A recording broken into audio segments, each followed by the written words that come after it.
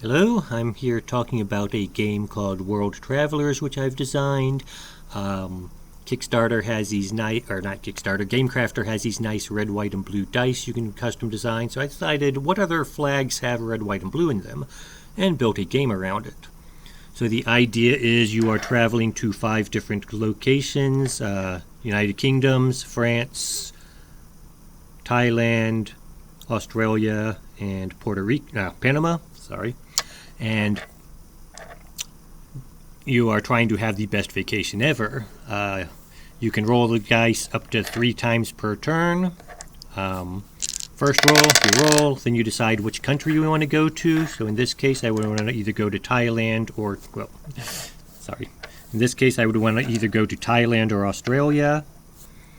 I choose from my passport which one I want to go to. So let's say I'm going to go to Australia this time. The thing about this is once I go to Australia, I can't go back to Australia. So, and I set 1 die aside, I can re-roll again. I get nothing I can use. In this case, Britain's best, so I'll keep that aside, try to roll again. Got another Britain. So then I look at my passport, and it tells me I got 1 Australia and 2 non-Australia. So a check mark means I got a flag other than Australia. A X means I got a blank. And so because I spent 3 days traveling, I get 6 points. And I had a fun day at Taronga Zoo. So it was a fairly memorable experience. You can have bad experiences which get you negative points. And the idea is the number of times you roll the dice is the number of days you spent traveling. So if I had rolled this in 1 time and decided to stop, then I would have only gotten 2 points because I didn't have a lot of fun and I didn't spend a lot of time doing it. If I had, because I spent 3 days traveling and I still had a fairly good time, I got more points for it. So that is one thing. If I had rolled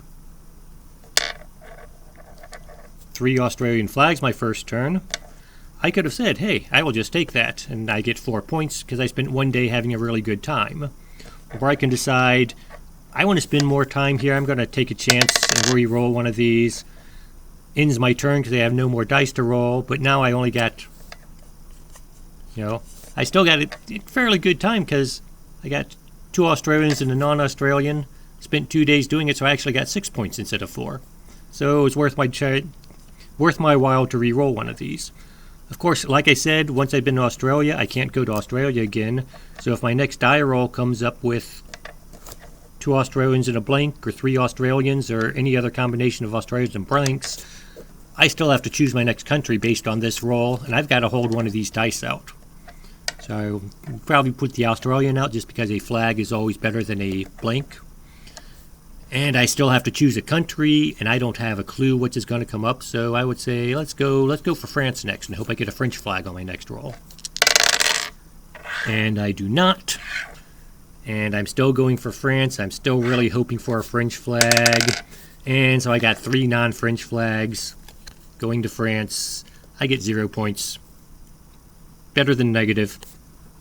And so the idea is you want to play until everyone's been to every 5 countries, and you add score at the end. You can extend the game by turning it into a storytelling game where it's like a matter of, so you climbed Mount Kosciuszko, tell me about it. And people can ask you questions, you can answer, but again, that would make for a longer game. You can give extra points if you like someone's answer.